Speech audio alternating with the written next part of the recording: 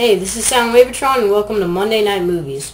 Let's face it, Mondays suck, so I've decided to help make your Mondays just a little bit better. Each week I'll be reviewing a movie that I think is worth watching, so pop your popcorn and get ready. Today I'll be reviewing The Collector.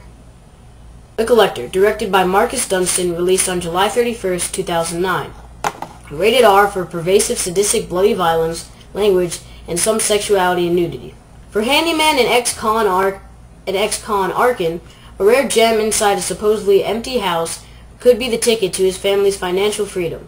But when a masked psychopath makes it inside first, Arkin must either save the people he came to rob or become part of the killer's sick collection catalogued in blood, bone, and tears.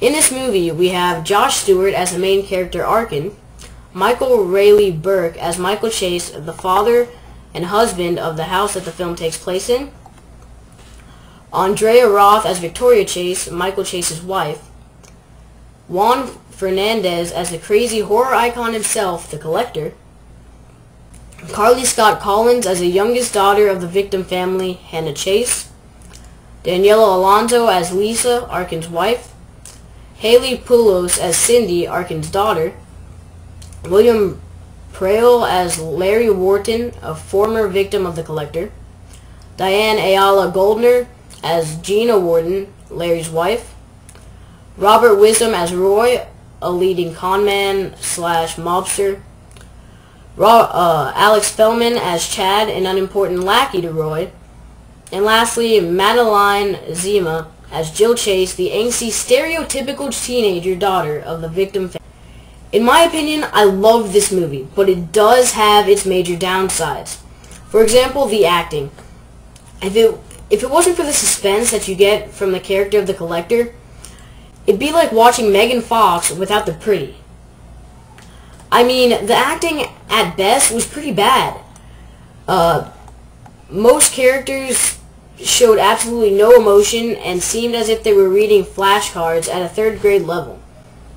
Also, a big problem I had was that you never find out who the Collector is. And I don't mean just what he looks like or who he is, but why the character does what he does. There are many scenes with bugs or spiders, and the movie never explained why he was so obsessed with them, or more importantly, why he collects people.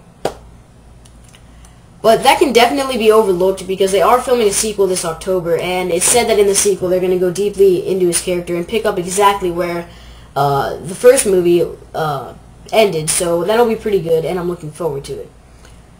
The way that they left this type of suspense really makes me want to see the sequel, but I had to admit that if I hadn't done my research, I would have thought there was no sequel, and in that case, I might have been a bit angry. But like I said, the movie screamed with the Saw aspect because it was directed and written by the same people. And although it seems like many things would be a letdown, I loved the movie and I would be really happy watching it many more times. As far as the extras on the DVD go, they don't give you much, but what they do give you is quite satisfying.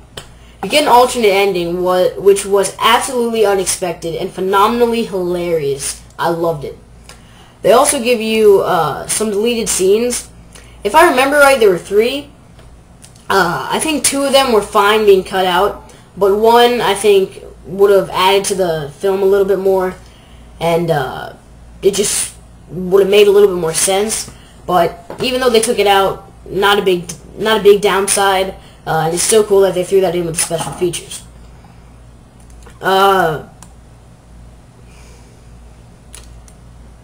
You get a preview of the soundtrack too, which I enjoyed because the very beginning to the end of the end, the music was crazy awesome. It was just so great.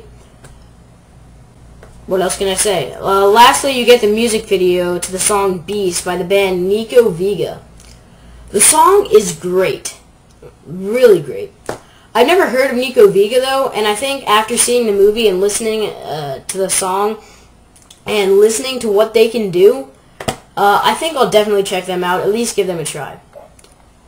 So there you go, folks. The Collector. I highly recommend watching it, and I can't wait for the sequel. I really hope The Collector can become a big horror icon in the future. I don't know how, but I got everything I wanted out of this. So happy Monday, everybody. I hope you have a wonderful rest of the week. In the comments below, tell me if you're on board for this whole movie night Monday. Or Monday night movies. Also, please tell me what you think of The Collector. I'd love to hear from you guys. See you next time, and remember, he always takes one. This is Sound Wavatron, signing out.